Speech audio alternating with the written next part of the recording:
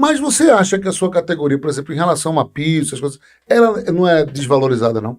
Muito, muito desvalorizada. É uma luta que a gente carrega nacionalmente, e é uma das coisas que eu, quando fui candidato em eleições passadas e nessa também, são elementos que eu irei apresentar. Nossa categoria, ela não tem um piso que garanta condições dignas de sobrevivência. Qual é o piso? Não temos um piso. Não, É o que faz com que muitas prefeituras, principalmente no interior dos estados, acabem abrindo concurso público com um salário mínimo.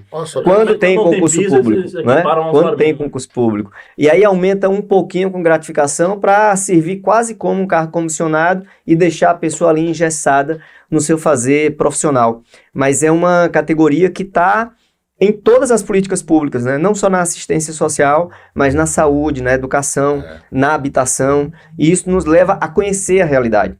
E eu não tenho dúvida que isso foi uma questão importantíssima para a minha participação no processo eleitoral de 2014, no processo eleitoral de 2018, por conhecer essa realidade. Hoje mesmo, eu atuo no Ministério Público da Paraíba, sou assistente social na promotoria da pessoa idosa e pessoa com deficiência, então estou bem perto desses problemas, bem perto dessa realidade. Então tenho muito orgulho da minha profissão, não vou dizer que é bom.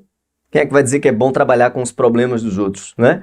Quem é que vai dizer que é bom trabalhar com o sofrimento dos outros? Mas é gratificante você saber que pode contribuir para solucionar alguns desses problemas e também para aprimorar as diferentes políticas públicas, já que o Ministério Público ele não atua apenas em casos individuais, ele atua em processos mais coletivos. Então, essa atuação, essa fiscalização, essa melhora das políticas públicas é uma forma de contribuir com a transformação social. Em relação aos problemas enfrentados pelos idosos, né, que você acompanha diariamente, né, e pessoas também com deficiência, necessidades, o que mais te chama a atenção? Melhorou, tem diminuído ou aumentado a quantidade de denúncia e solução?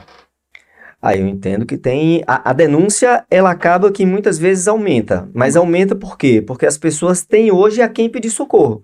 Se a gente olha para o que existia no passado, principalmente das pessoas com transtornos, que eram acorrentadas em mesas, que eram presas nos seus quartos, trancafiadas em hospícios, né, com aquela lógica manicomial que existia antes, a gente pode dizer sim que nós tivemos importantes avanços na garantia dos direitos dessas pessoas. Da mesma forma, das pessoas idosas. Não tenho dúvida de quanto isso avançou. E acho importante o aumento dessas denúncias. Significa que as pessoas estão atentas, sabem que tem a quem pedir socorro e que não estão deixando por debaixo do tapete. Sabe que tem sim que meter a colher e contribuir com a melhoria da vida das diferentes pessoas. É interessante, né? Por exemplo, o pessoal fala assim, Ministério Público e tudo, só age quando provocado, né? Quando a população denuncia e cobra, que o MB se posiciona. Essa é uma diferença do Ministério Público para o Tribunal de Justiça. O Ministério Público ele pode ser proativo, ele pode fiscalizar, ele tem inclusive o dever de fiscalizar as políticas públicas. Então, quando os promotores e as promotoras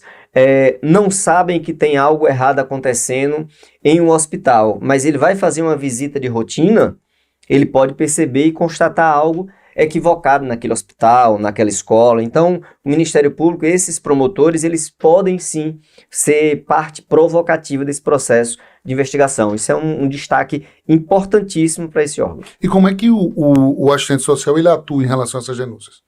Vamos lá. Aí é onde entra. Nesse caso, enquanto o promotor, a autoridade, ele tem sim o poder dessa iniciativa, dessa investigação. Isso. Eu, enquanto assistente social, eu atuo quando demandado, né? Quando a promotora ou o promotor encaminha o processo, faça um estudo social desse processo, faça um parecer específico, entre em contato com a família, fiscalize a unidade de acolhimento, vê o que está errado nessa situação. Aí é quando a gente tem uma atuação em trabalho conjunto com a promotoria. A gente vê como o trabalho de João Gabriel de assistente social é sofrido.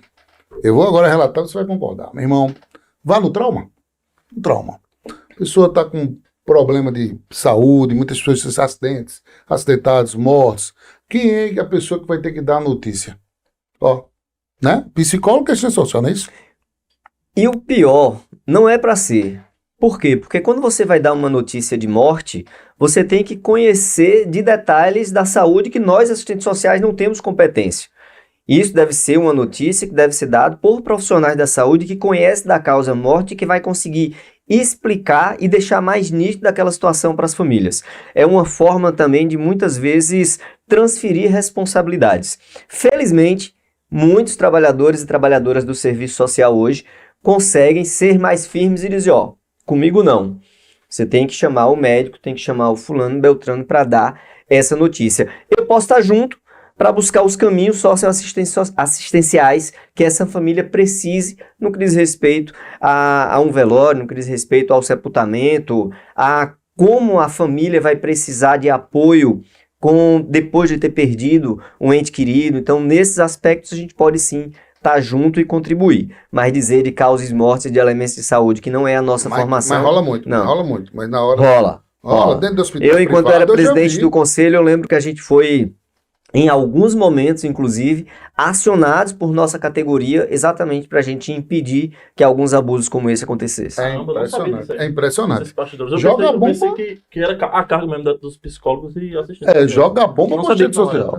Nós podemos estar juntos por esses elementos que eu dizia antes, mas como responsáveis por anunciar isso, não. É interessante, né? E é uma função que é pesada. Você pegar por um ente querido, a pessoa perdeu o pai, perdeu a mãe, o cara vai lá e tem que comunicar, né? E muitas vezes, né? Você vê como uma determinada profissão, ela precisa ser valorizada. Tem duas carreiras mesmo, que a gente comentando. Fonoaudiólogo também, tão importante e ganha tão mal, meu irmão. Aquele fisioterapeuta. Meu amigo, se a pessoa soubesse a função do fisioterapeuta até após a própria Covid, né? Tentaram, inclusive, encaixar nesse piso da enfermagem aí, mas não deu certo. E não conseguiu. Essa daí merecia também, né? E é tão desvalorizada, né? Você vê da enfermagem, que todo mundo foi impactado, né? Pela necessidade e tal, aquela comoção. Foi difícil para conseguir psicólogo aprovar. Também, psicólogo, que a gente sabe a saúde mental, tudo, e o psicólogo desvalorizado. São carreiras que... Até hoje, ainda existem trabalhadores da educação, professores e professoras, que apesar de ter o piso, esse piso está sendo completado com gratificações, e não com o salário, com o piso real que era para ser.